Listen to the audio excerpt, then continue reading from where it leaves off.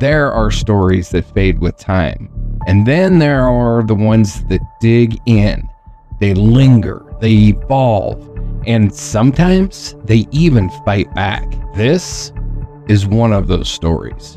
Nearly 2 decades ago, Brianna Maitland vanished from a lonely Vermont road, leaving behind her car half embedded in the wall of an abandoned farmhouse.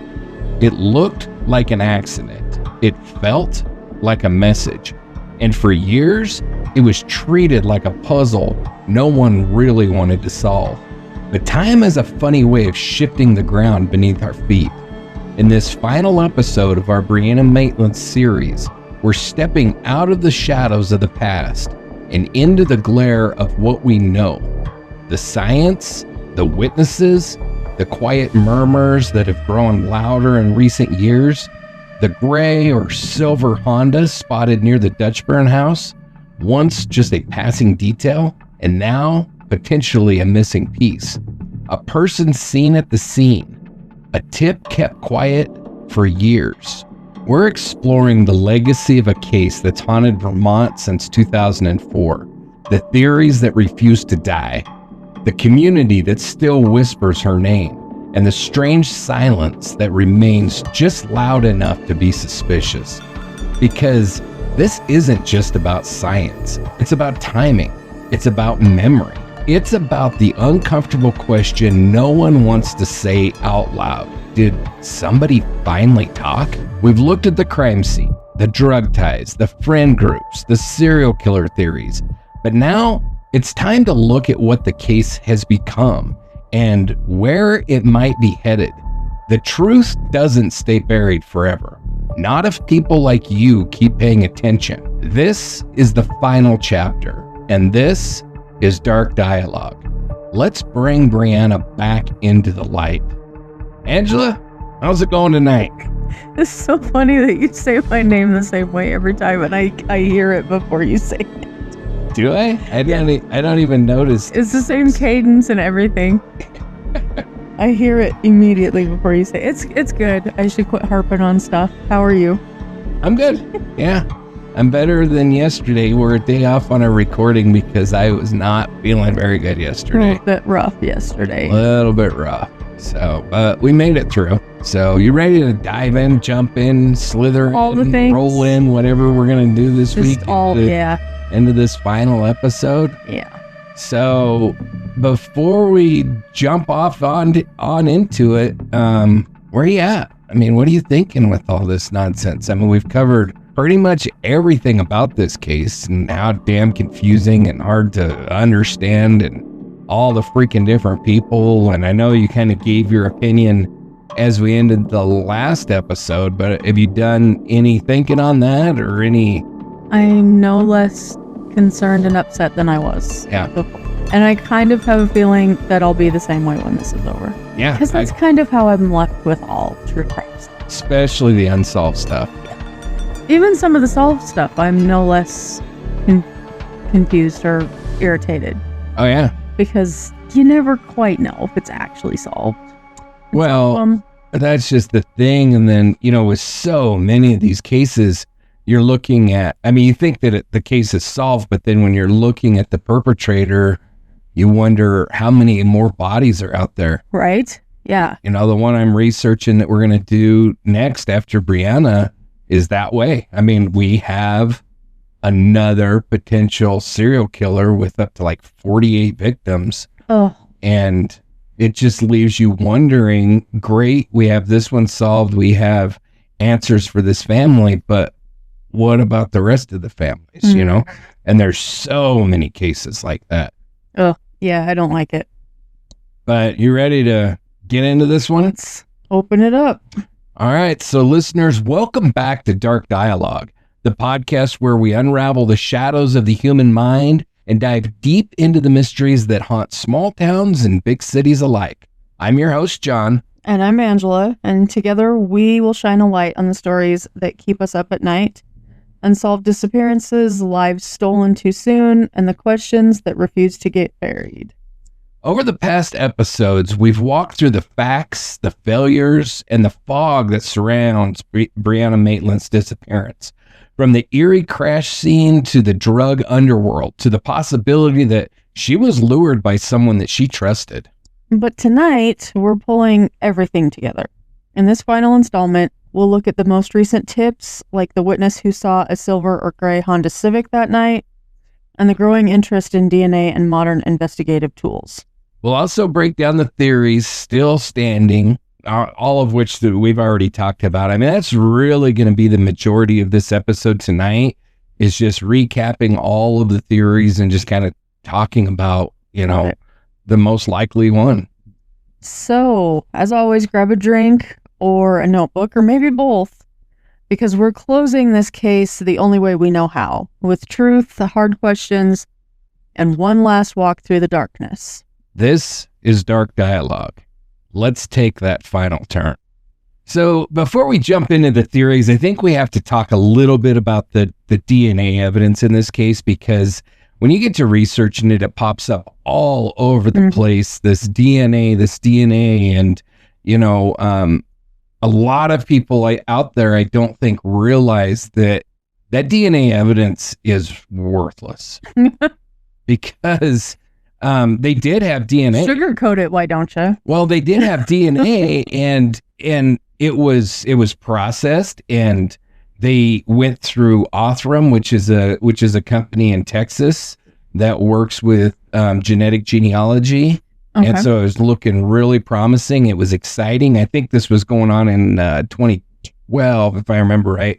But I don't remember because it turns out to be not relevant, because they worked with Othram. Othram identified a genealogical link. They traced that down and located an individual that is linked with Brianna, and come out and said this, we've identified the DNA and this person is not involved in the disappearance. So I'll try to walk this line as gently as I possibly can, but everything that I've read about the DNA, I feel pretty certain of what it was.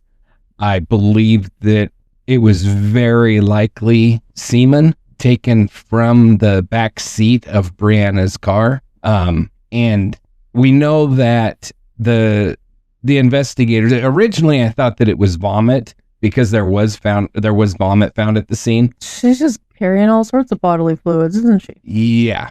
Yep. Teenagers' cars, anyway. Exactly. Mm-hmm. And so, not mine, but a teenager, but still. Mine is a teenager. We were very different teenagers. We know that the law enforcement took sections of the seats out of that car. That's kind of what brings me to that conclusion. Gotcha. And okay. It was made obvious to me through research that the DNA that was sent off to Othram came from the seat, not from the vomit that was in the door jamb. Now, I don't know. They very likely followed if they could get DNA out of the vomit, they most likely submitted that as well and traced that out and everything. But the DNA that was sent to Othram came from the back seat. I'm pretty positive of that. Okay. And I was led to believe that it was very likely semen, a semen sample from the back seat. And the law enforcement is obviously not going to name who that DNA came back to, because they've eliminated them as a suspect.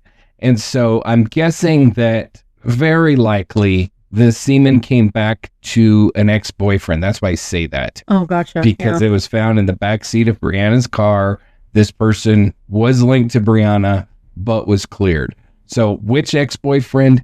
I have no freaking clue, and we'll probably not know ever, because that person is, very likely innocent. Yeah, it's not relevant then. Yeah, the cops have cleared him. They've come out and they've said that he is in no way linked to Brianna's disappearance. So whoever this guy is, maybe he was out of town or something. They feel pretty damn certain that he was in no way linked to her disappearance. So there's that. But as you start investigating this, you'll see a lot of stuff talking about this DNA as though we're still waiting on it to come back. Right. That's just not the case. It has come back and it is not relevant, unfortunately. I mean, that sucks because it does suck. We all know that DNA is like the surest way that we're going to solve a cold case like this. And unfortunately, there's no DNA.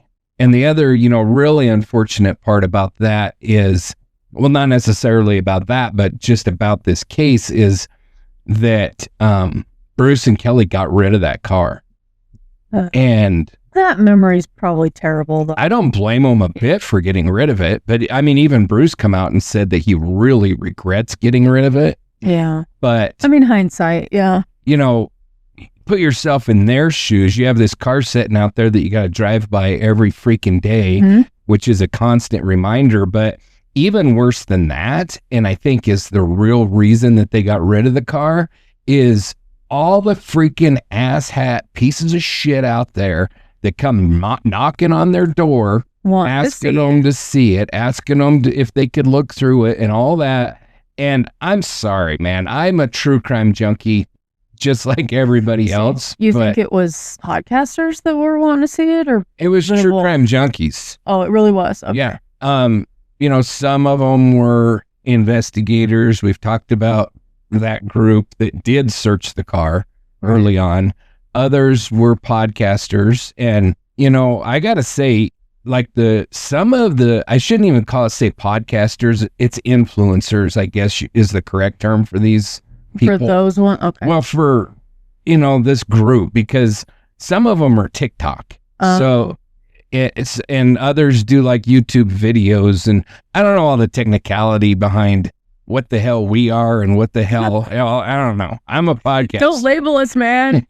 But I don't think that you can necessarily call these TikTok people podcasters. It's yeah, you're so I think the technical term is influencers. But looking at like the Idaho College murders, I mean, these pieces of shit, and yeah, I do mean pieces of shit that are going up there, going after the families. Like the one family said, this group was like, hey lady, and this is like the mother of one of the children that was murdered. Wow, at least learn their names.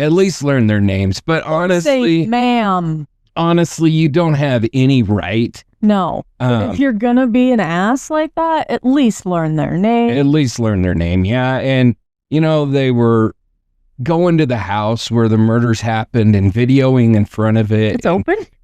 No, now the university has torn it down. It's gone. But before the university tore it down, and not inside the house because it was a crime scene, but they were standing out in front of it doing their stupid ass little TikTok videos, pointing at it with not even a thought to the fact that all of their friends are still living across the street. Yeah. The one kid's brother literally had to get out of bed every morning, and the first thing he saw at his window was that house. And these ass clowns are up there videoing themselves in front of it. And it's just sensationalism. It's just bullshit. I'm completely against it. It's one of the reasons that we won't touch an open case, because it's too raw for the family. And then frankly, I just don't think that we have any business speculating on an open case. Right.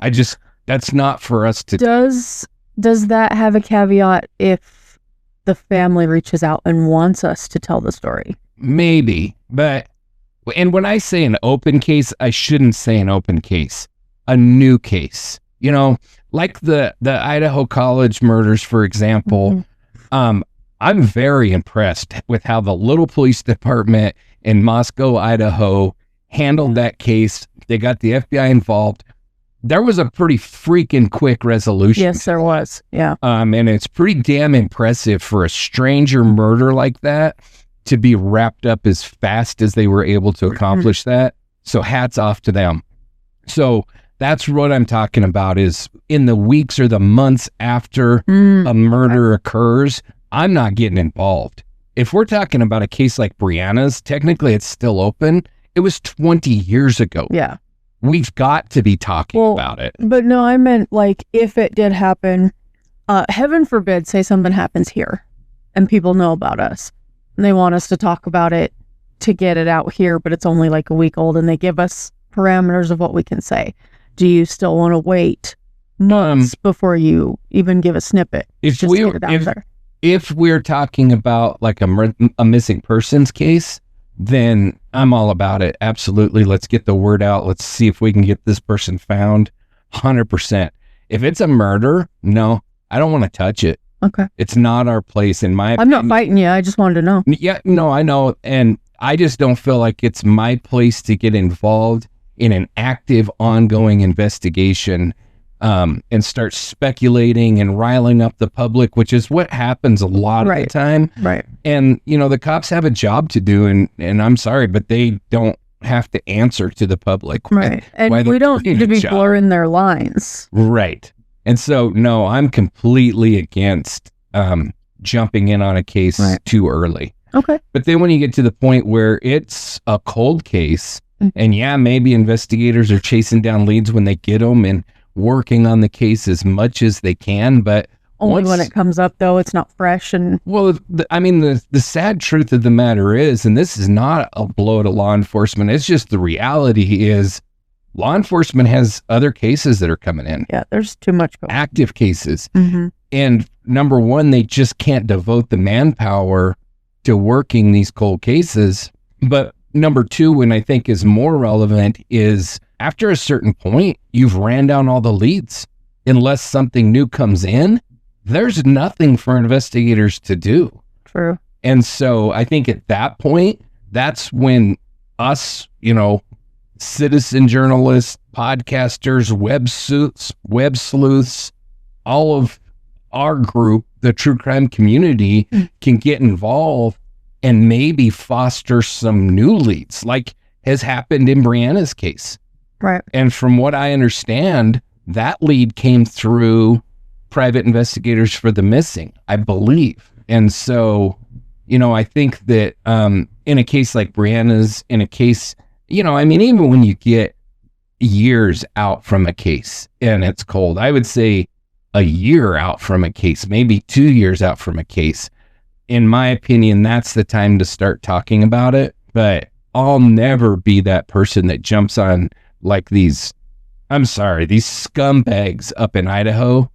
Yeah. The shit that they did is unreal to me. And the other thing that these asshats did was they identified like two of the friends of this group, and they're the suspects. They're the murderers, and on and on and on. And those poor kids are still having to defend themselves because they were labeled as killers. And there's still these people out there that are like, oh, that kid has something to hide. I know he knows what happened. Yeah. Even though we have the piece of shit in prison, he's been sentenced. It's done. It's over. There's no reason to believe that one of their friends had anything to do with it. It's sick and it's wrong.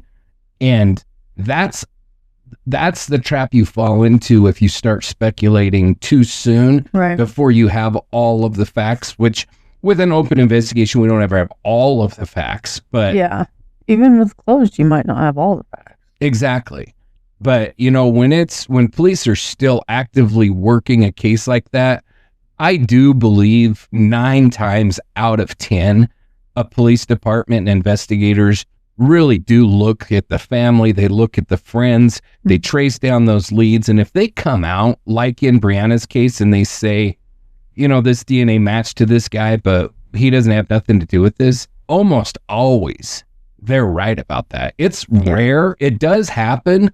But it's rare that police clear somebody as a suspect and then later find out that was actually the killer. Especially in this time. Yeah, it's very rare. Yeah. Sometimes it happens, but not very often. Usually, you know, that happens in a case where they've looked at somebody and they don't come out and say, we've cleared this person. They just don't say anything about them. And then you kind of assume they've been cleared. And then later they're arrested and charged and stuff. But it's rare that a department will come out and say, this person has been cleared. They have nothing to do with this. And then later are like, oopsies, wait, take backs. Yeah. So. Because that gives them a black eye and they don't need that either. Oh, exactly. Because then they'll have John calling them asshats. And damn right he will. Yep.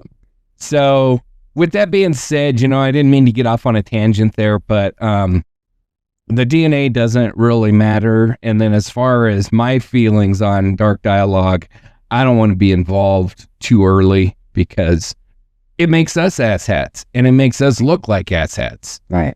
You know? Don't be an asshat. Yeah. I mean, I have no problem if they saw Brianna's case and it turns out to be, because we're going to be talking about the theories and I'm going to be giving my opinion on these theories. And if they arrest somebody and it comes out that my opinion was completely wrong, I have no problem with that, because that's just the reality of this. And everybody's speculating at this point on a case like this. That's all we can do. Based on what you can find. Right. Yeah. So. And, you know, this far out, any information that's available to the public, I've been able to access, I've been able to look at. And so that's what I'm basing my opinions on. But law enforcement has a lot more information. And I'll gladly be an asshat. If whoever took Brianna can be caught, I'll be whatever will help that. If it's an asshat, if it's a shithead, I don't care. Whatever. Albeit, as long as we can catch this dirtbag. So, with that, you have anything else to add or ask or anything? I think I'm good for now. But you know me, I'll pop up if toast in a toaster. I'll pop up if something comes to mind. I listen to us sometimes, and I'm like, man, you interrupt him way too much. Oh no, that's all right. That's what this is all about. Okay. So I don't think our listeners mind either. And a lot of the times when you interrupt, it's something that I haven't like expounded on enough, or a question that I haven't answered. And so I think it's good, because if you have that question, I'm sure other listeners have it as well. So I think it's good. So keep interrupting. Oh, don't give me that leeway. So unfortunately, the DNA is a moot point. It's just not going to be helpful for us. And so going through the theories that we've kind of identified in her case, I'm going to start at the least likely, and then we'll work through to what I feel is the most likely. And then, you know, a couple of the theories that, I guess the one theory that I didn't even include, because I don't even think it's hardly worth mentioning, is she ran away. I'm not going to spend any time on that theory, because Brianna Maitland did not run away. You'll see that out there as a possible theory, right. And there are people that believe that she ran away. But in my mind, the possibility of that is so minute that it's not even worth mentioning. But it's always one of the first options when anybody can't be found. It's always one of the first. It is. And in a lot of these cases, it's really dumb. And in Brianna's case, it's really dumb. I think I'm going to go back my car into an abandoned building, leave it on the side of the road, and take off in 8-degree weather without my driver's license, my migraine medication, my contact lenses, all of that stuff. And just to screw with them, I'm going to leave a lime on my trunk. Yeah. And I'm going to break my necklace and leave it on the ground. And, I mean, there's nothing about Brianna's case that make me think that she ran away. So that's the extent of the conversation on that stupid ass theory. And then, you know, any other theories that might be floating out there, random theories that I haven't covered in this series and that we don't discuss tonight, I just don't give enough credence to even bring up. Because in all these cases, you'll find some stupid theories. And so. Oh, yeah. There's always aliens. It's always aliens, too. Yeah. Which I've been known to say just as jackassery comments, but.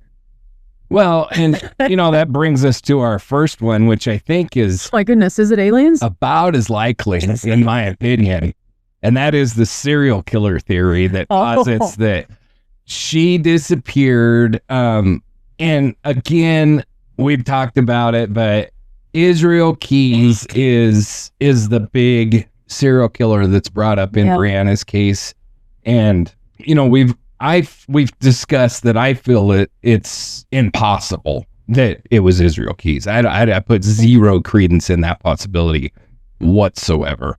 And I realized that, you know, we're talking about like this theory is just coming off of our last episode, so it's very repetitive. So we're not going to spend much time on it. So we know it wasn't Israel Keys. It's not even a factor. And then, you know, we talked about Brian Rooney as another possibility.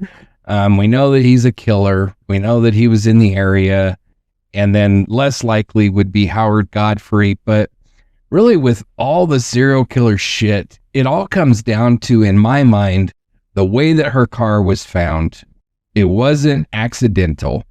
So the fact that, first of all, that a serial killer is going to get her into that position in order to kidnap her is silly as shit to me. Right. It just is so freaking unlikely. It's hardly even worth discussing. And then even less likely is that a serial killer comes along serendipitously right after she ended up in The that. luck.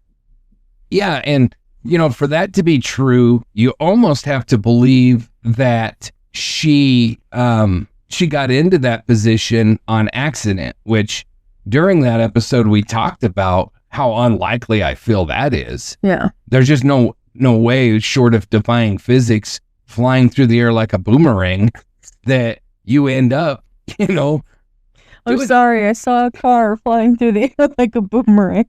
Yeah, no, that's fine, because it's so unlikely that it's laughable. Yeah. It really is. Yeah. So, and we talked about, like in Maura's case, how unlikely I thought it is. And it's more likely in her case than it is in Brianna's. Mm-hmm. Just because Maura did have a legitimate accident, I think, and was stranded on the side of the road. Right. You're going to have a really hard time convincing me that Brianna's was a normal car accident. It just wasn't in my mind. So the serial killer theory is the least likely theory in my mind, short of Brianna ran away, Brianna was abducted by aliens, or any other random weird ass theory that's floating around out there that I'm not even going to give credence to. This is the first but least likely one that I'm willing to include in the show. Right. And then so that brings us next to the human trafficking theory. And, a lot of this feeds back to that surveillance video from the casino, which was captured in, I think it was in 2006, where she was seen in an Atlantic City casino. And when you're researching this case, you'll still see that out on the internet as though it's still a viable option that she really was in this Atlantic City casino. But the reality of it is they found that woman and confirmed that it was not Brianna. And although it did look a hell of a lot like her, I can understand why people reported it as a possibility, because it looked a lot like Brianna. Even her mom initially said, yeah, that's Brianna, but it's been proven to not be. So we kind of got to stop talking about it because it's not relevant. So that brings up the question of, other human trafficking. And, like we talked about, although it's not impossible, it's not very likely, because human traffickers, but in general, are not going to randomly grab somebody off the side of the road. They're way more likely to take somebody that is drug dependent, that is more that they can get to comply with them without fighting them.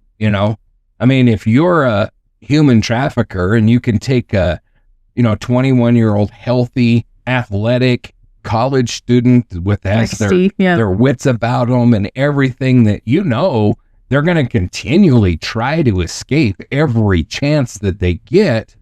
That's just a headache. Yeah. Yeah. Or do you take somebody that is strung out on drugs that you can keep compliant by just feeding them drugs? You don't have to tie them down and dose them and do all this other nonsense. You just give them drugs and they'll follow you wherever you want them to go. And they don't even really know what they're doing. And then you just say, you have to have sex with these guys in order to keep getting your supply. And the sad reality of it is, addicts, when they're at a certain point in their addiction, that's will nothing. Do whatever it takes. That's the sad reality of prostitution, is the vast majority of women that are in that way of life are there because of their addictions, and they're trying to make enough money to feed their addictions. There's the rare case where it's not addictions, but those are rare. The vast majority of prostitutes are, well, it's not Pretty Woman. You're not talking about, right? It's not a case of, What's your dream? yeah, it's not a case of somebody that is just kind of down on their luck. And if they could just get a rich guy to pick them up and give them a little bit of a hand up, that they wouldn't be in that life anymore. The sad reality is if they don't get clean and off of whatever it is they're addicted to, the likelihood that they could leave that life if you handed them $2 million is minuscule. It's tiny. It's just not at all likely, because it's not a matter of they don't have enough money. Yeah. It's a matter of their addiction is controlling their life. If you give them $1 million, they're probably going to be dead from an OD within 24 to 48 hours. I was about to say it'd be cliche and go right up their nose. Exactly. Yeah, it really would. They would probably OD in a short period of time because they'd be able to afford all that they wanted. Mm-hmm. And that's the sad reality of it. So those victims, and not to foreshadow too much, but in Rocky Mountain Reckoning Season 2, we're going to be dealing with a set of victims that are much more likely to be victims of human trafficking, victims that are in that world of drug abuse, prostitution. The one particular victim that I'm thinking of, that it's very likely that she's a victim of human trafficking, was a drug addict who was living in like a homeless shelter, a place for homeless people. And it's very, very likely that somebody said, hey, here's some drugs, got her compliant, loaded her. I can put a roof over your head. Or I'll just get you high. And that's all it takes. And she's like, okay, I'll go with you. And then once they're high, they're pliable. They pretty much take them anywhere they want them to. And as long as they keep them high, they don't have to worry about fighting with them, about them trying to run off, about them trying to, they don't try to escape. So I'm not saying that it's not possible and that it never, ever happens, but I think it's extraordinarily rare that you have a situation like that Taken movie, where you've got two really smart girls that are just on a trip and somebody breaks in and steals them. I mean, I have a very specific set of skills. Yeah. It's just not very likely. I would say the vast majority of victims of human trafficking, their parents aren't even in contact with them. Not necessarily by choice, not by the parents' choice. I'm not saying that they're all from bad parents. I'm just saying that they're drug addicts, and that is the natural conclusion to a severe addiction, be it alcohol or drugs, as you isolate yourself from your family, usually because they're going to try to stop you. Usually it's because they're a good family. It's not because they're a bad family. Or you have the situation where they come from a bad family and that's why they're doing the drugs. And so, but either one of those, they're not really having much to do with their family at that time. So none of that really fits with Brianna. We know that she was doing drugs, but not to that level. And we know that she wasn't high the night she went missing, at least when she left work. And we know that most likely within about 15 to 20 minutes of leaving work, she was gone. Yeah. So it's not like she was able to get that high that fast. And then become compliant and then be brought into human trafficking. And if it was a situation like that, why the hell would her car be left that way? So the only way that she could possibly be a victim of human trafficking is because I don't know how, actually.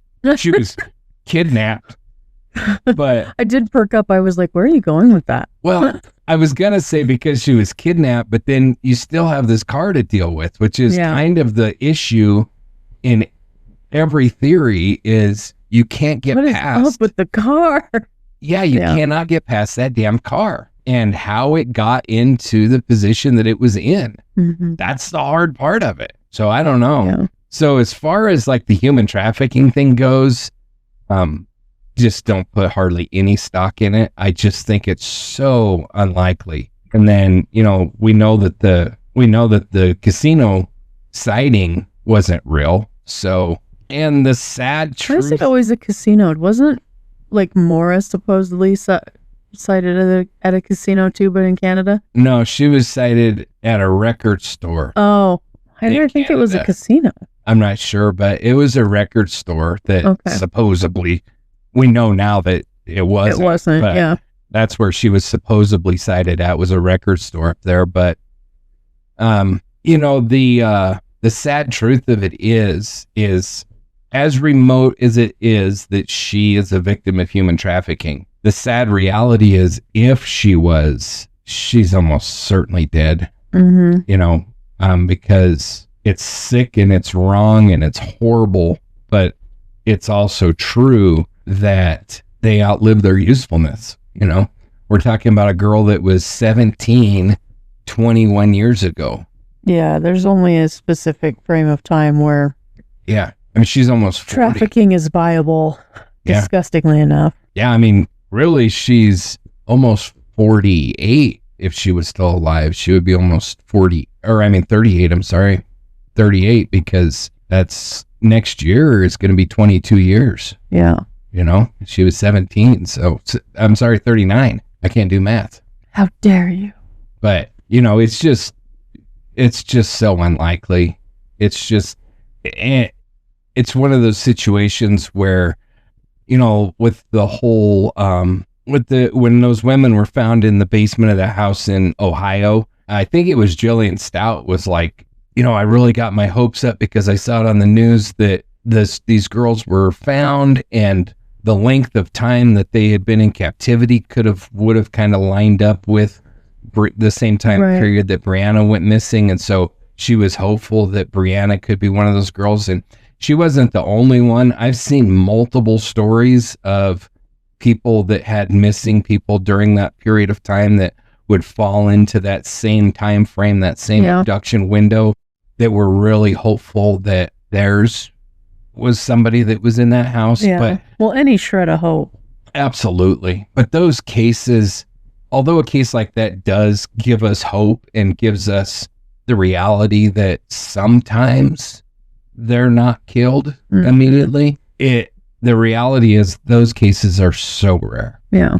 The fact is, most kidnapping victims are killed within hours, most of their abduction, and that's pretty much across the board. That's children, that's adults, that's just kidnapping victims in general are usually killed relatively quickly after they were abducted. So I don't put very much credence whatsoever into the human trafficking theory. I think that it's just so unlikely. And that's why it's, number 2, as I said, we're going to work through these from least likely to most likely. That one just falls right after serial killer and is about the same likelihood, in my opinion. It's not likely at all. And that brings us to the next potential theory, which is the theory of personal conflicts. And so when we're discussing that, obviously the first name that has to pop up on that list is Keely LaCrosse, because she's the one that had the fight with Brianna a month before she before she disappeared. But the reality of it is, I think that fight makes it even less likely that she was involved in her murder. And the reason I say that is because typically you don't have a situation where if somebody pisses you off and so you beat the shit out of them, and then you come back and next time you see them, you whack them in the head with a golf club. Right. And then the next time after that, you bring a knife and you stab them. And then after that, you bring a gun and you shoot. It just doesn't progress like that. Usually, if you're a fighter and you're pissed off enough to beat somebody's ass, then you kick the shit out of them and that's it. Yeah. That's the end of it. Or if you're a murderer and you're more geared towards, extreme violence in a situation like that, then you go and you bring your gun and you shoot them and then that's it. But I think that the very fact that Keely had a fight with her makes it less likely that she then killed her. If there never would have been a fight, if all of that would have happened and Keeley never addressed it and then Brianna disappeared, in my mind, I would be eyeballing Keeley a lot more, because I'd be like, oh, you little bitch. Yeah. You've been plotting and planning this thing for this whole time. And does that mean anything? Maybe, maybe not. I mean, I do think that human behavior counts when you're analyzing stuff like this. I do think that, when I say that this just isn't how people act normally, that has to factor in. And is it that there's no absolutes, right? You can't say that nobody has ever done this. So I don't need any emails or anybody commenting saying, oh, well. Yes, email him. In this case, this person went and punched him out and then brought a golf club and then brought a knife and then brought a gun. Yeah. Because I always walk around with golf clubs. Yeah. Well, I just watched Happy Gilmore 2 the other day. Oh, that makes sense. Yeah. But, there's cases out there. You can find the outlying cases for pretty much anything. Right. And say, well, it happened here. But also, if it's why can't I speak?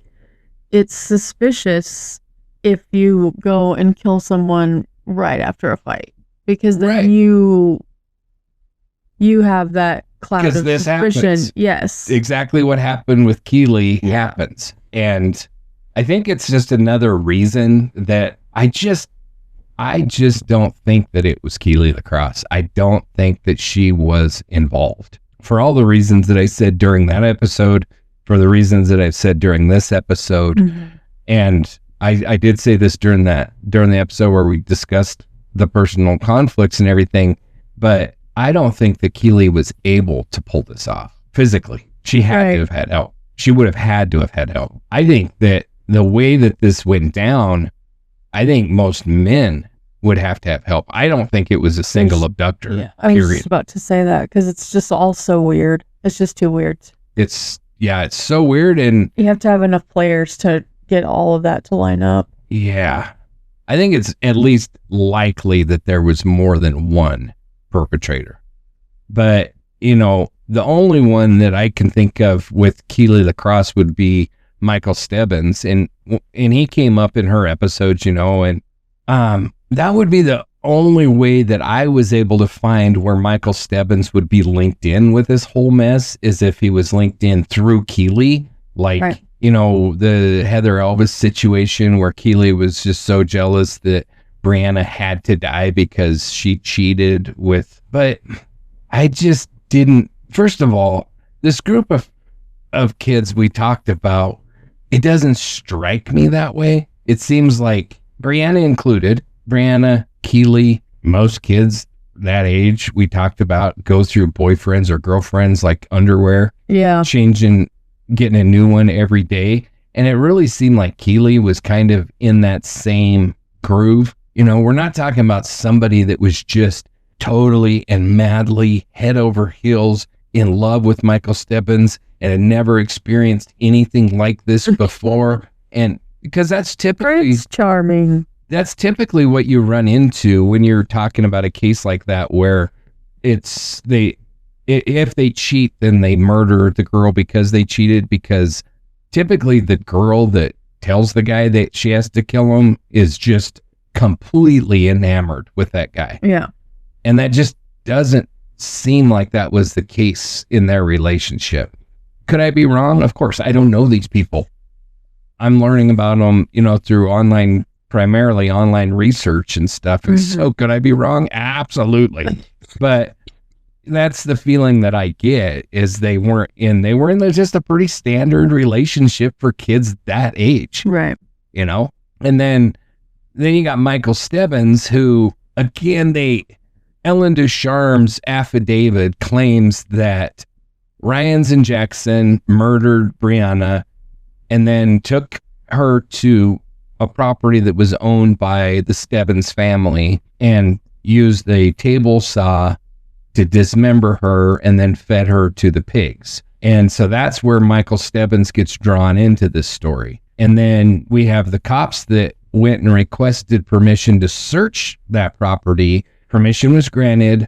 They searched it and they found nothing. So I think that, first of all, I think that everything that Ellen Descharmes says, you have to take with a grain of salt, to say the least. I think that she's extremely unreliable. Do we know why she's involved? Because who is she? So if you remember, Ellen Descharmes. I don't remember. That's why I'm asking. Ellen Descharmes. Ellen Descharmes is the one that beat. I don't have that. I don't have those notes pulled up. I can't remember the girl's name that she beat to death with a baseball bat and left. Oh, okay. And left dying at her feet in her kitchen. But it's ringing bells now.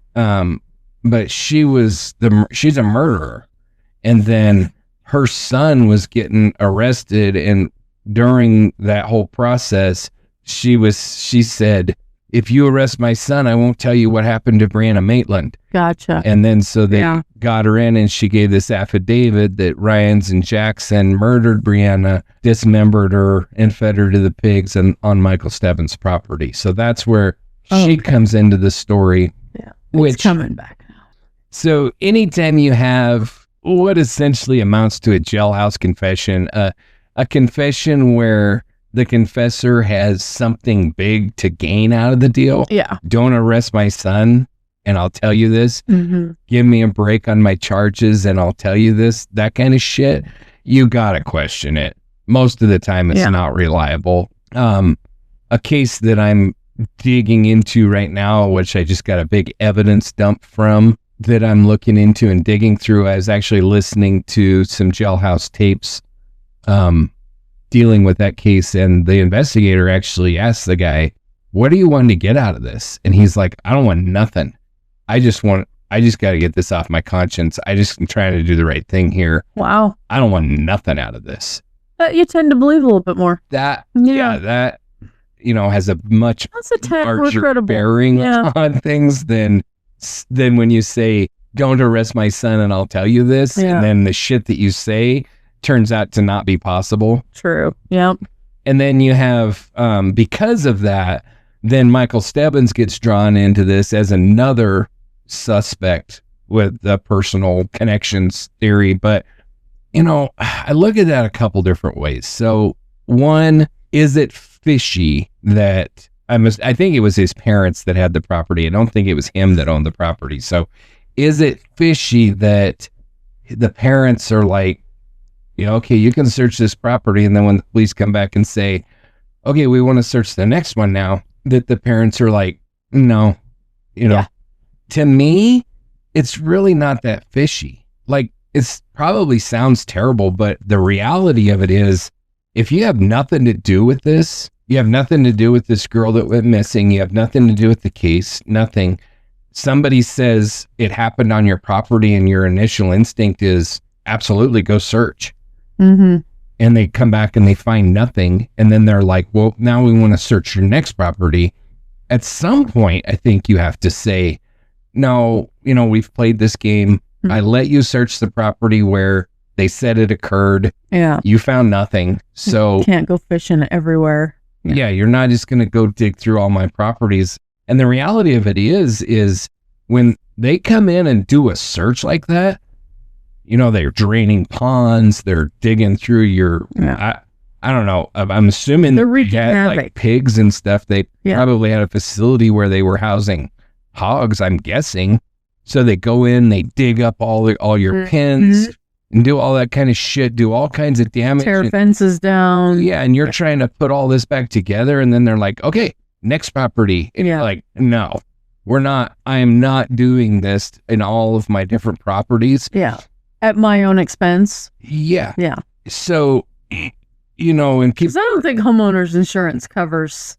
I don't know. Police raids. Maybe some does. I don't know. But, and even if the county said, okay, well, we'll pay to put everything back. Okay. But you can't pay me for not having the use of my property during this period of time. You can't pay me. And I don't know what all these properties are. I don't know how they were all used. I don't know. My point is not that. The point is that just saying, no, you're not going to search all of my properties, to me doesn't indicate guilt. It really doesn't. Not automatic. There's got to be more compounding with it. Yeah, a lot more. And just like I'm also the person that says if somebody says, well, I'm not going to take a lie detector test, to me that does not indicate guilt. I don't trust lie detector tests. They're not even admissible anymore. Well, they never have been admissible, but they're used a lot, and a lot of people will say it's indicative of guilt if you refuse to take one. But I know if I call an attorney, the attorney's going to definitely recommend I don't take a lie detector test. And there's a reason for that, because no good can come out of it for you. Right. I've taken 2. Even if you're like the suspect of a murder or something. Yeah. Because you take it and you pass, and the cops say, okay, well, lie detector test can't be relied upon. So you're still. So then why did you make me take it? Yeah. Or you fail it and they say, see, you're lying.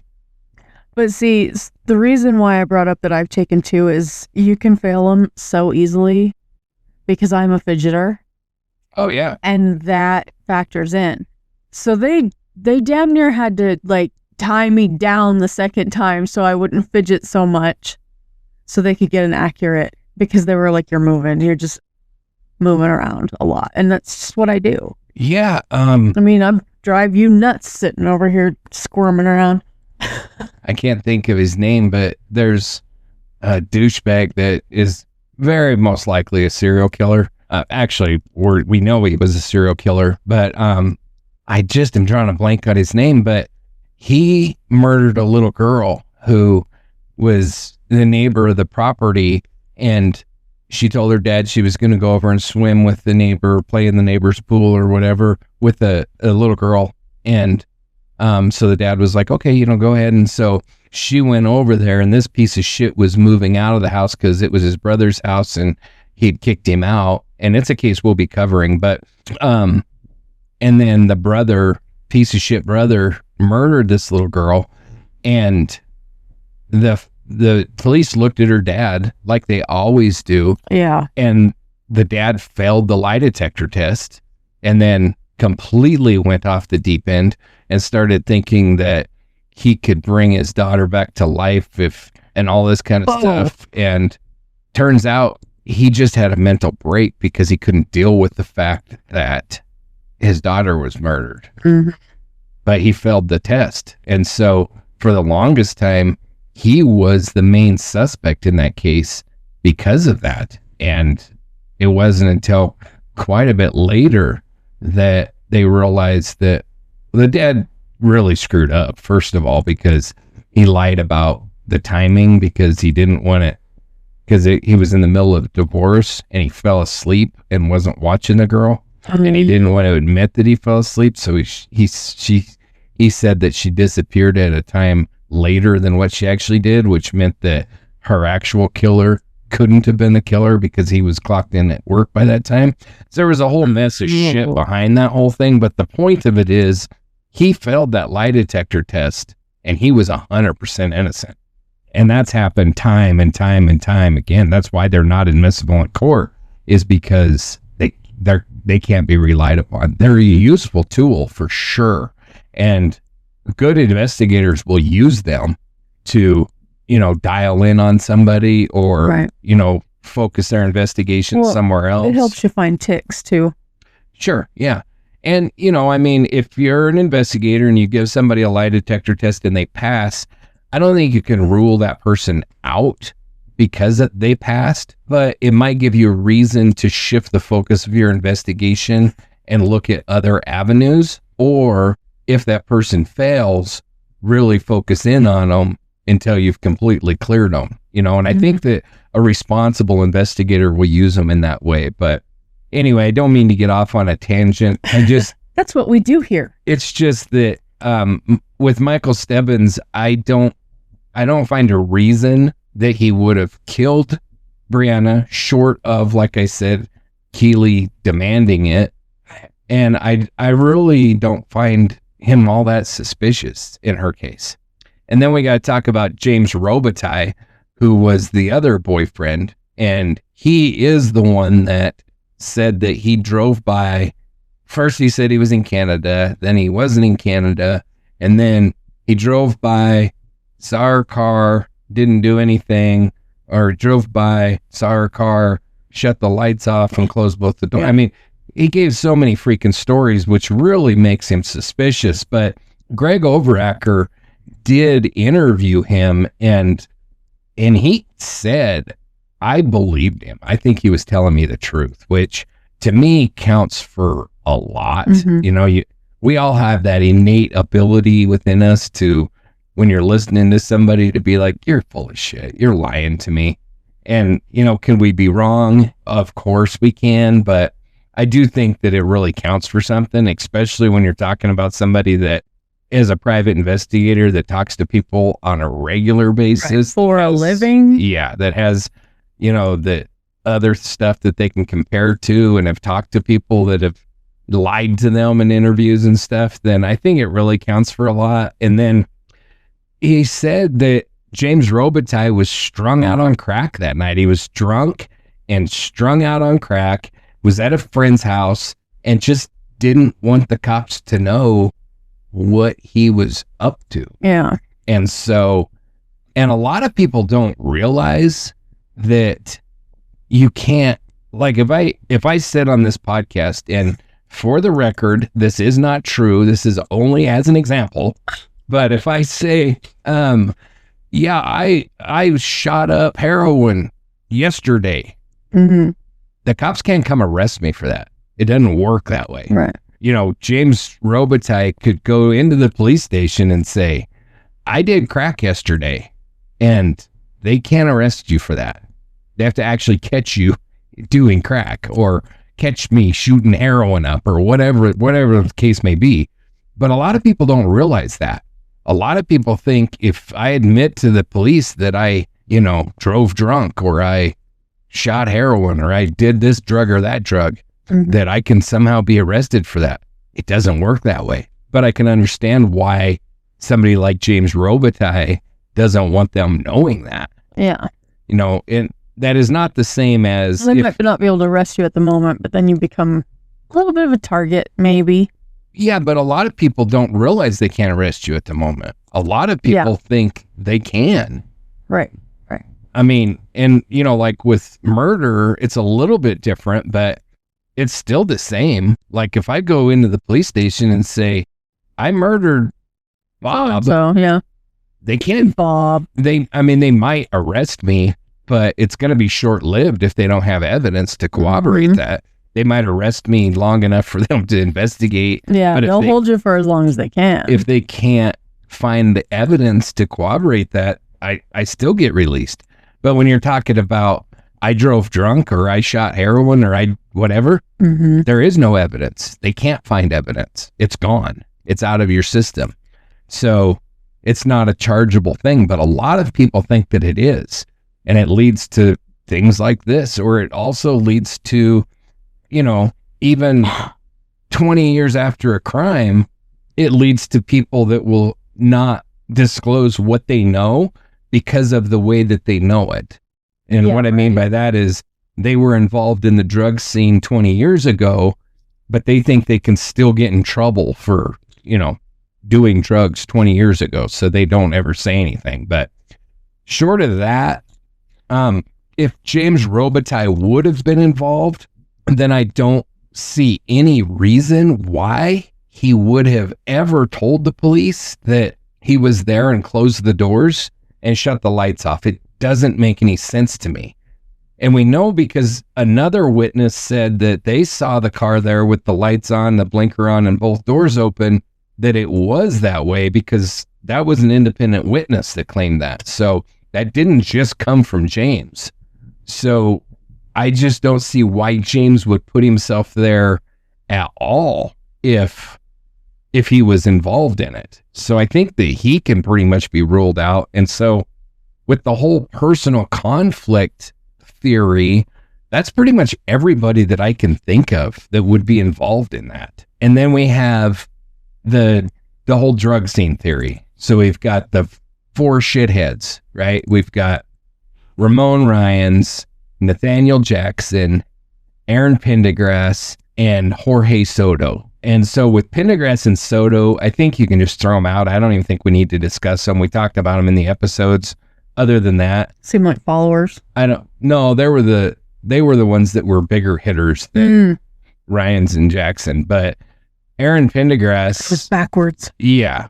Aaron Pendergrass was like the kingpin. Happens a lot. They said. And so, but I just don't, there's nothing linking him to Brianna and no reason why he would have killed her.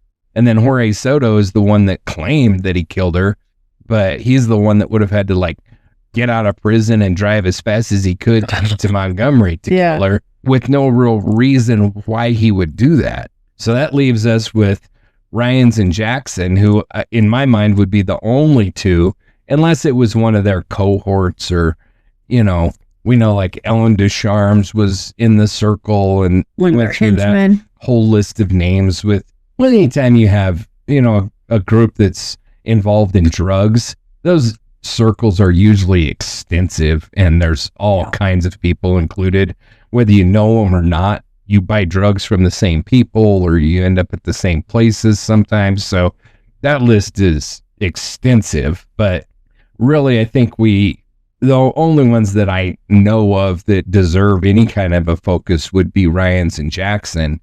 And so then you have to ask, well, okay, why are they killing her? Well, we talked about this whole drug debt idea, and we talked about how much crack cost in Vermont at that time, how much Brianna was using, and it just doesn't fit. There's no possible way that she ran up a big enough drug debt for them to kill her over.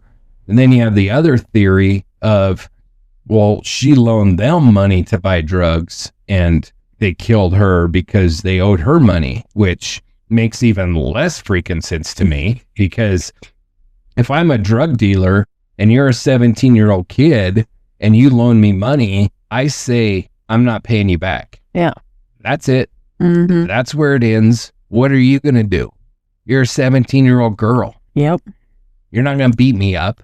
You're not going to shoot me. You're not part of a rival gang. And you're not going to go to the police and say, I loaned him money for drugs and he won't give it back. So why kill her over that? It makes no sense. Right. In my mind, that theory can just simply be thrown out. The only way that I think that Ryans and Jackson would potentially be involved is if Brianna saw something she wasn't supposed to see. Right. You know, be it a murder or maybe like a drug supplier or a drug dropper, something like that. But even that one is tough for me to believe because she's part of their circle.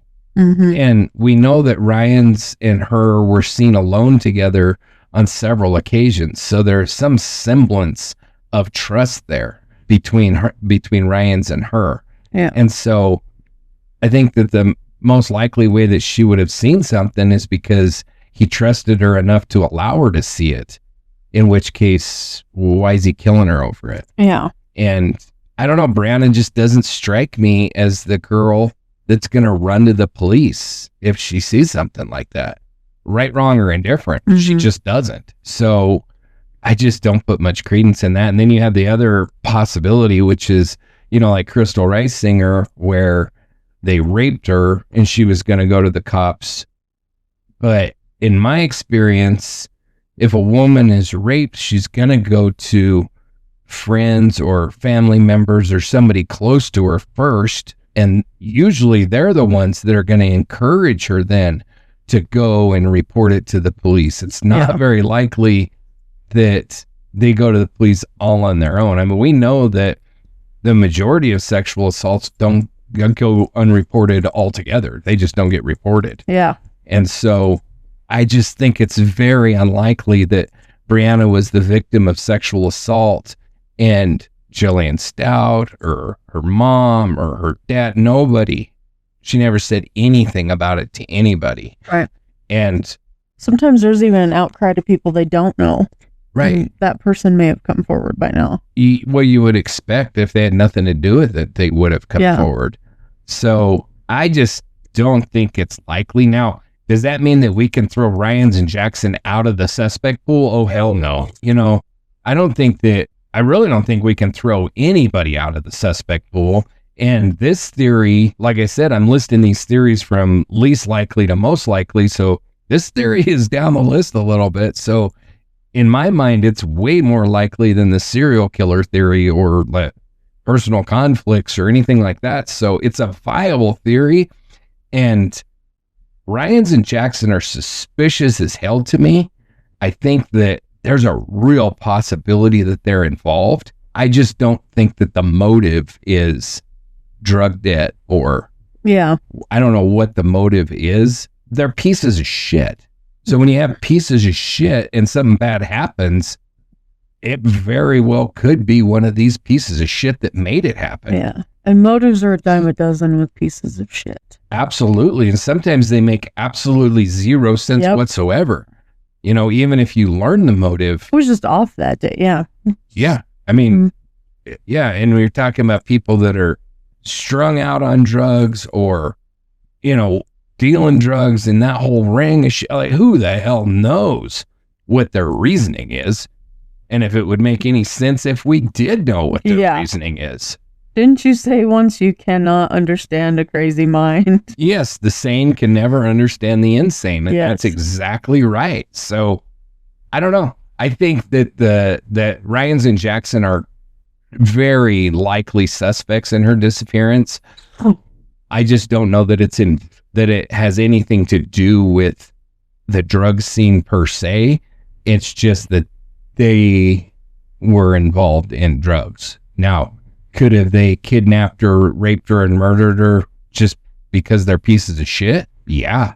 Yeah. I just don't think that their motive necessarily was drug related. And then that brings us to the local acquaintance theory. And I think this one is really high. Obviously, I do. I put a lot of credence in this one. And Ryans and Jackson fit into this as well, in that either one of them could be responsible for her disappearance and it just wasn't drug related.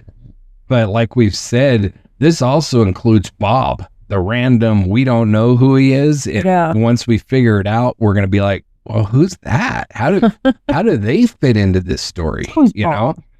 And it's very possible that this was orchestrated by somebody that we've never talked about, that the investigators have never talked about, that that law enforcement doesn't even know of. That's a real possibility. That's a real possibility actually in both Maura and Brianna's cases. Yeah. That could be the case. I will say that with Maura, I think that the ability for a complete stranger to abduct her is much higher. I don't think that there's really any possibility. I can't say any, but I think the possibility is very low in Brianna's case that it was a total stranger.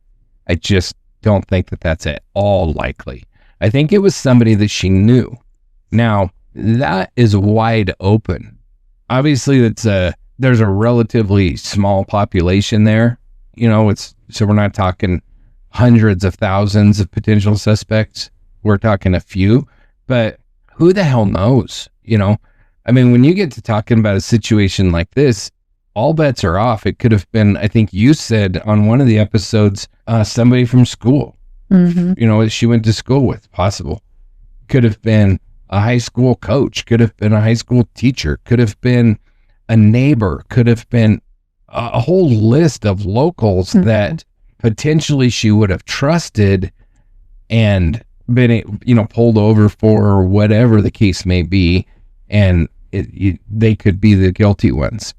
My personal feelings is whoever is the guilty party was close enough to her to say, meet me at the Dutchburn property for whatever reason. I think that this was a prearranged meeting to, like I said, maybe buy pot or to have a conversation, or who knows what the reasons are. But I believe that this was a prearranged meeting where she knew that she was going to swing in there on her way home and talk to this person. Yeah.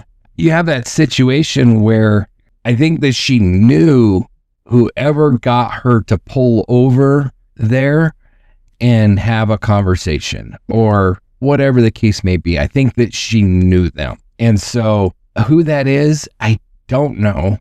That is one of the reasons that I said that I think Ryans and Jackson need to stay included in the suspect list, because I do think that they're very likely to have been able to say, hey, meet me at the Dutchburn property.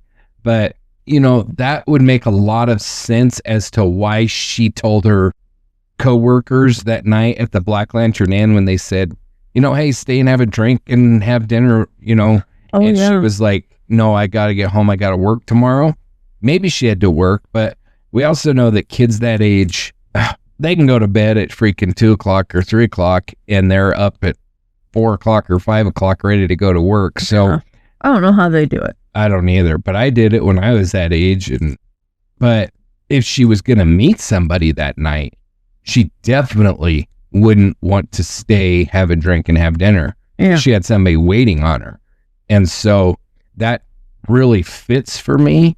I think that it's extraordinarily likely that this was a prearranged meeting with somebody. She knew she was going to stop there. And so she, come around that corner, slowed down and pulled into that gravel parking lot in front of the Dutchburn property. And they probably got out, came over, either got in the car with her or had her roll down her window or whatever. And at that point, something went wrong, whether there was a fight between the two and it wasn't a planned thing. It was just shit got out of control. And maybe they made a move on her and she was having none of it. And then they attempted to assault her and she threw the car in reverse and hit the gas in an attempt to get away, ended up crashing into the building. Or it was a prearranged deal where they were going to kill her or do, whatever. And once she got stopped, they acted on that. I think that, in percentages or in possibilities. Oh, no, not percentages. I do think that it's probably very likely that this was not a planned abduction, that it was a planned meeting where something got out of hand, something went too far. Series of unfortunate events. Yeah, I mean, just to be, frank, some guy thought he was going to get laid and she thought that she was just going to buy some pot and go home and smoke it. And he made his move and she was having none of it. Yeah. And then it just all went to hell after that. And I just say that because everybody seems to look at this as a planned abduction, but it doesn't really fit that at all well because of the way that the car ended up. Yeah, that's weird. To me, the car ending up the way that it did really displays panic. Like got to escape from this situation. And then it ends up crashed into the building. So she can't escape. Mm-hmm. And then everything goes down from there. Could that be a planned abduction? It could be, sure. But I've said throughout this whole series, I said it earlier too, that if it was a planned abduction, I alluded to it with the serial killers. Why not, follow her to her house or abduct her from somewhere else? But if it's a planned abduction and you're a friend or an acquaintance or something like that, there's way better places that you can snatch her from, right? Yeah, without having to snatch her from the side of the road. I mean, as sad as it is, our friends really don't need they can abduct us from pretty much anywhere. It's easy to be abducted by a friend or an acquaintance because they can put you in a very vulnerable position very easily. Why not invite her to a party on one of her nights off, which would have been coming up. Why are you going to do it on a work night when she's trying to get home? And so you have to meet her on the road. It just doesn't fit for me. Mm-hmm. If it was like Ryan's or Jackson, for instance, why not invite her over for a party at their house? Yeah. That's an easy place to abduct or to murder somebody. She would be comfortable there. And when you talk about like any of her friends or anything like that, she would be comfortable. They could put her in a position where, even if her car was out in the woods somewhere where it wasn't going to be discovered for days or weeks or months. Mm-hmm. But you put it in the most conspicuous place humanly possible. Inside a building. Where anybody except for Deputy Dipshit comes along and they're going to think that a crime occurred. Yeah. You know? I mean, it just doesn't fit. But where it does fit is it wasn't supposed to go down that way at all. Mm-hmm. And she panicked, threw it in reverse, and then they're like, oh shit, not only have I attempted to rape this girl, but now I've made her crash her car into somebody else's property. Yep. She's got to go. I mean, and you could see, I mean, that's a story that has played out millions of times over the years. Yes, it has. Time and time and time again, where a guy makes a move on a girl and she wants nothing of it. And then he either goes ahead and rapes her, or she gets hurt in the process. And so he kills her, or, you know, whatever. I mean, that's a story that's as old as time. And it fits with the evidence in my mind. So I think that that's probably the most likely theory. And, you know, when we talk about all of these different suspects that we brought up in this case, you know that I think Ryans and Jackson are absolute worthless pieces of human garbage, Mm-hmm. but they have been investigated extensively by both the Vermont State Police and the FBI, and nothing. After over 20 years, nothing. And so does that mean that they're not guilty? Not at all. We see cold cases solved all the time. And a lot of the times it's people that were suspects at the time, but we just didn't have enough information. We didn't have enough evidence that we could pin it on them. So it doesn't mean that, but it also could mean that. And just the fact that they were druggies, drug dealers, and absolute worthless pieces of shit doesn't make them murderers. It doesn't. Yeah. The truth is as hard as that is to say. It is. But the vast majority of drug dealers aren't murderers. The vast majority of them.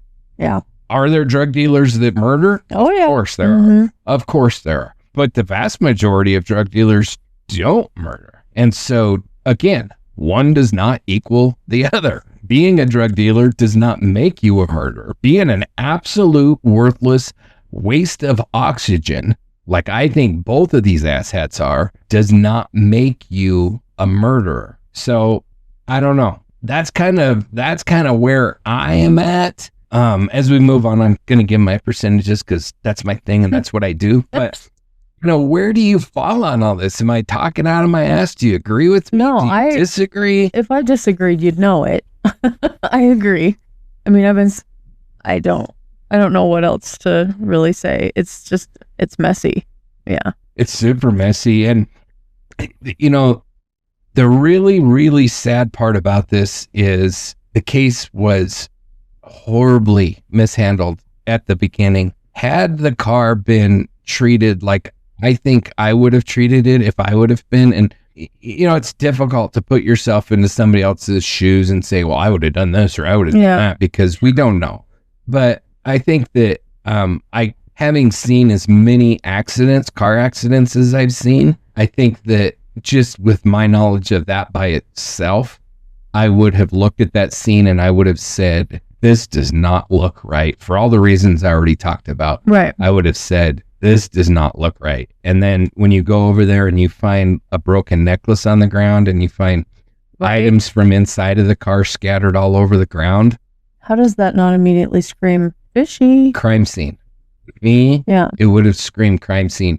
The skiers, the world travelers that stopped and took the pictures that luckily we have, to them it screamed crime scene. Mm-hmm. So it's not just me, it's them too. They were like, holy shit.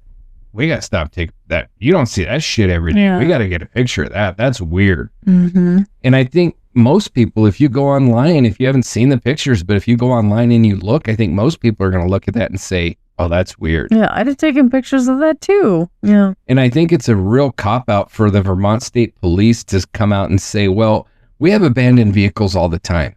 Okay, but this isn't an abandoned vehicle. Yeah, it's an actual wreck. It's an actual weird-ass wreck. Mm-hmm.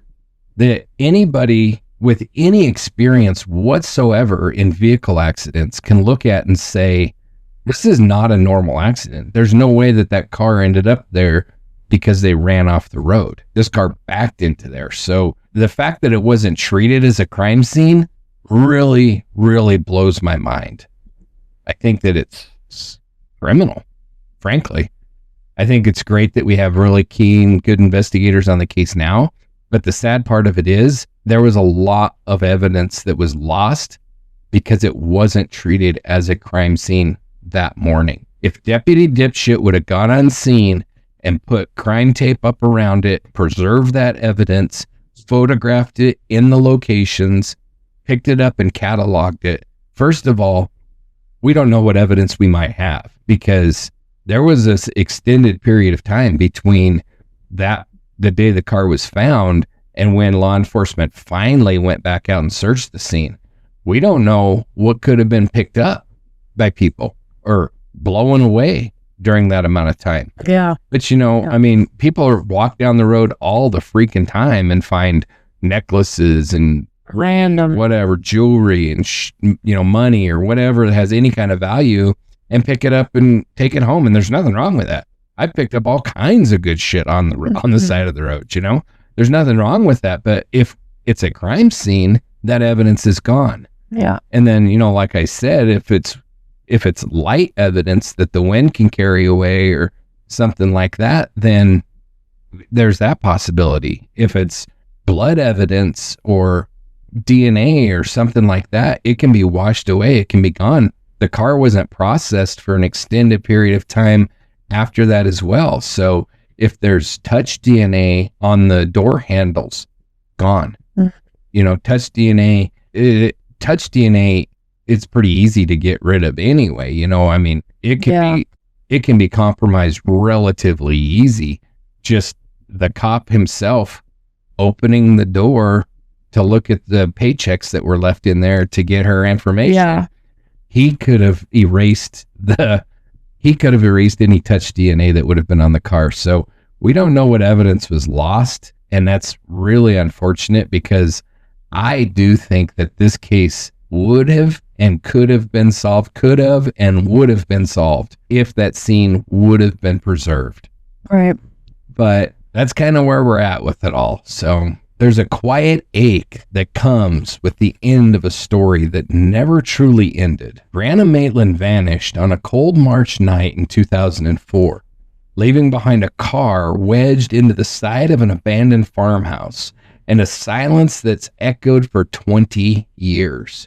Along the way, her name became tethered to the edges of the unspeakable. Serial killers, drug cartels, human trafficking, and police oversights.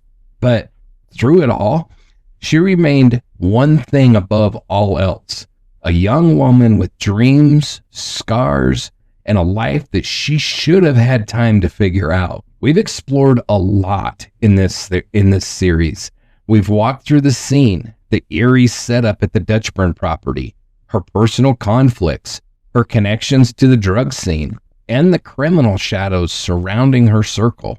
We've questioned whether a killer was hiding in plain sight or whether Brianna stumbled into something far more organized and dangerous. We've drawn parallels to Maura Murray, examined serial offender theories, and scrutinized the very community that was supposed to protect her. But now, as we step back and look at the picture as a whole, we can start to weigh the possibilities. The serial killer theory, despite its popularity in online forums and the eerie similarities between certain cases, lands at the bottom of our scale. It's not impossible, but with no physical link, no behavioral consistency, and no real traction after 2 decades, we place it at 5% at best. Next, we have the human trafficking theory, which has haunted this case for years. The way Brianna vanished, the people she may have been around, and the rumors that followed could suggest that she was taken and moved quickly. But without any hard evidence, without a credible trafficking operation rooted in that moment and place, it remains speculative. So I assigned it maybe 10% at the most. Next is the personal conflicts theory, fueled by the assault from Keely LaCrosse and the emotional volatility of her relationships. It is more compelling, but still not fully persuasive. Teenage fights turn ugly, but rarely fatal. Still, we can't ignore the friction in her friend group and the ways that it may have isolated her. This lands at 15%. Next, we have the drug scene theory, and that's where the picture darkens. The players surrounding Brianna weren't harmless. Some were violent. Some were connected to dealers, enforcers, or worse. There is motive here and means. And if Brianna had information, maybe owed somebody, or simply trusted the wrong person, it could have been enough to make her disappear. So this theory stands at 30%. But most convincing is what we've called the unknown local acquaintance theory. Someone familiar to Brianna, someone she wouldn't be alarmed to see. Maybe someone who promised her a ride or a chance to hang out or even to talk. A little bit of marijuana, whatever the case may be. It explains why she pulled into that spot, why there were no signs of a struggle, really, why her belongings were left behind. It suggests that this was not a stranger. This was someone that knew her, maybe even someone who claimed to care about her. So for me, this theory carries the greatest weight at 40%. Because in the end, we don't think that Brianna was dragged into this world by chance. We think that she was pulled into it by someone that she trusted. This story has never been about headlines or hashtags. It's about a daughter, a friend, a young woman who mattered.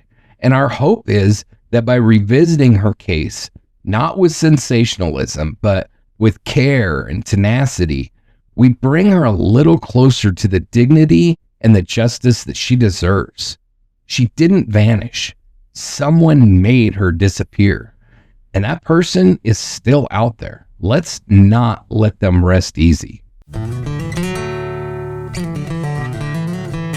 There's a cruelty to time when someone goes missing. Days stretch endlessly, and yet years slip by in the blink. One moment you're watching your child chase dreams and navigate growing pains, and the next, you're clinging to memories, old photos, and unanswered questions. But we refuse to let Brianna Maitland be just another face on a missing persons flyer. Brianna was real. A living, breathing 17-year-old who loved art, enjoyed the quiet power of the natural world, and was learning how to take up space in it. She had dreams that stretched far beyond the corners of Montgomery, Vermont. She wanted to pursue something more, maybe college. She had a quiet ambition and a softness in her spirit that wasn't weakness, it was resilience. She was someone who could laugh at herself, someone who found humor in the chaos of life, someone who stood by her friends even when it meant bending her own comfort. Brianna wasn't perfect, but she was trying, growing, exploring, learning the hard lessons that come with youth and vulnerability.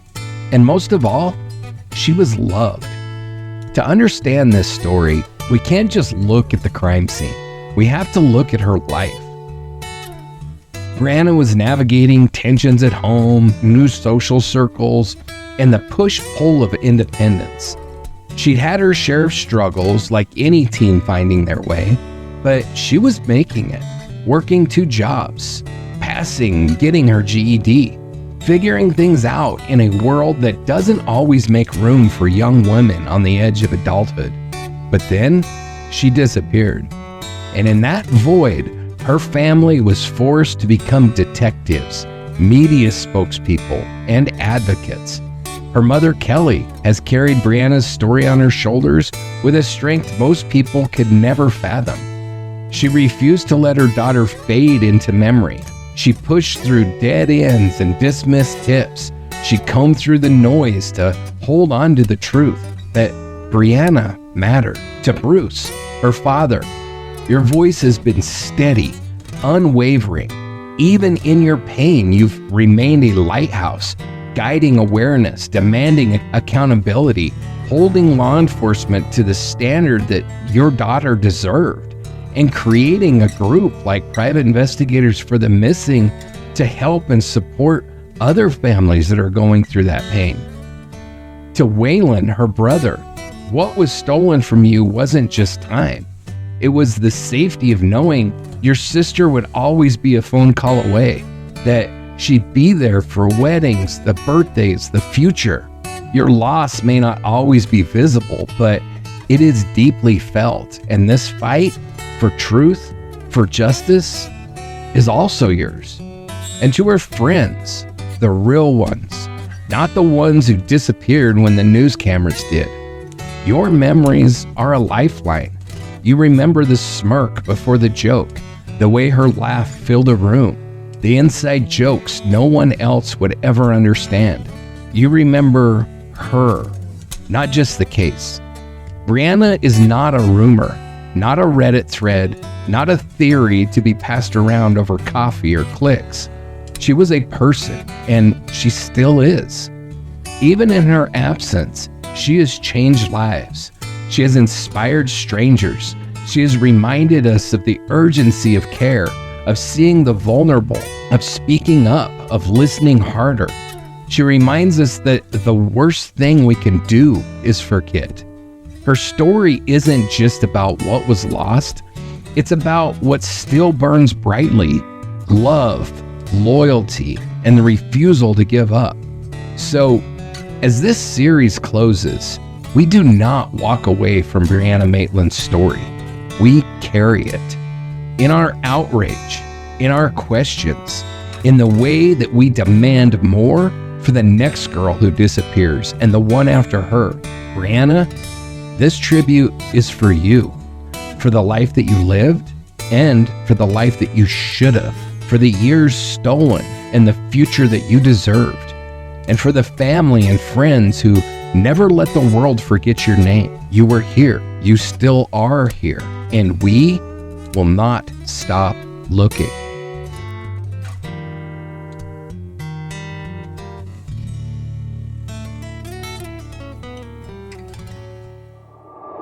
So this is going to close out this episode and this series on the disappearance of Brianna Maitland. We've explored all the different theories, looked at all the strange-ass evidence, and finally talked about the modern efforts that still carry this case forward. But we're not walking away empty-handed. We know that there is new information. The witnesses that came forward just a couple months ago with the sighting of a silver or gray Honda Civic seen driving north on Route 118 in Montgomery, Vermont on the night that Brianna disappeared at the Dutchburn property somewhere around 11:30 or 11:45 p.m. That car might hold the key to everything. And if you're listening and that detail hits home, if you remember someone who drove a car like that, or if you were in the area that night, now is the time to come forward.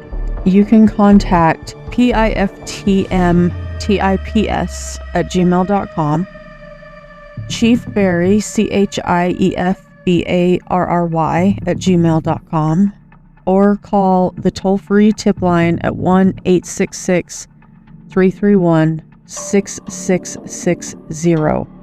Even the smallest detail might be the missing piece.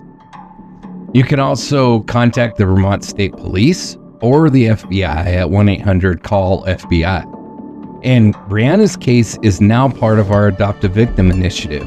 If you'd like to support further awareness, volunteer for on-the-ground coordination, or help push for justice, head on over to Dark Dialogue and join the collective or the Adopt a Victim program and get involved.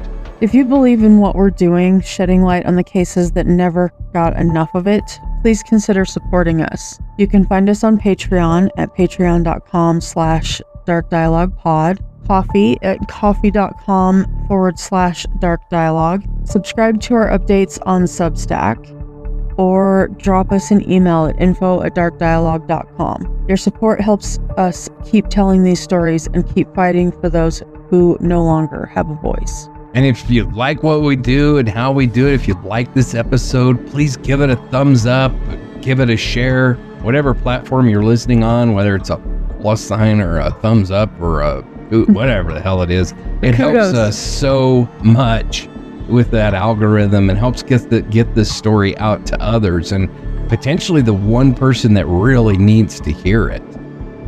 And we don't know who was in that silver Honda Civic. We don't know why Brianna pulled off at that abandoned house.